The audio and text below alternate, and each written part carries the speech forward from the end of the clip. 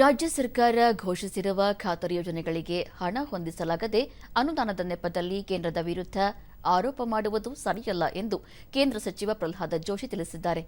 ಹುಬ್ಬಳ್ಳಿಯಲ್ಲಿಂದು ನಡೆದ ಬಿಜೆಪಿ ಜಿಲ್ಲಾ ಕಾರ್ಯಕಾರಿಣಿ ಸಭೆಯಲ್ಲಿ ರಾಜ್ಯಕ್ಕೆ ಅನುದಾನ ನೀಡುವಲ್ಲಿ ಕೇಂದ್ರ ಸರ್ಕಾರ ತಾರತಮ್ಯ ಮಾಡುತ್ತಿಲ್ಲ. ಯುಪಿಎ ಸರ್ಕಾರ ಇದ್ದಾಗ ರಾಜ್ಯಕ್ಕೆ ಕೇವಲ 60,000 ಕೋಟಿ ರೂಪಾಯಿ ಅನುದಾನ ದೊರಕಿತ್ತು. ಪ್ರಧಾನಿ ನರೇಂದ್ರ ಮೋದಿ ಸರ್ಕಾರ 2,36,000 ಕೋಟಿ ರೂಪಾಯಿ ಅನುದಾನ ನೀಡಿದೆ. ಕಾಂಗ್ರೆಸ್ ಸರ್ಕಾರ ಕೇಂದ್ರದ ವಿರುದ್ಧ ಮಾಡುತ್ತಿರುವ ಆರೋಪದಲ್ಲಿ ಯಾವುದೇ ಹುರುಳಿಲ್ಲ ಎಂದು ತಿಳಿಸಿದರು.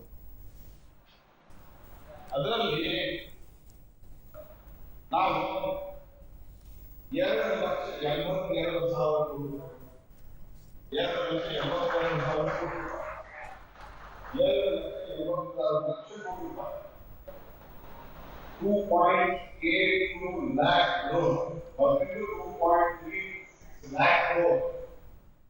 ಅಂದ್ರೆ ಒಂದು ವರ್ಷಕ್ಕೆ 243 ಹೋಗ್ತಿದೆ ಅಂತ ಇನ್ನೊಂದು ವರ್ಷ 246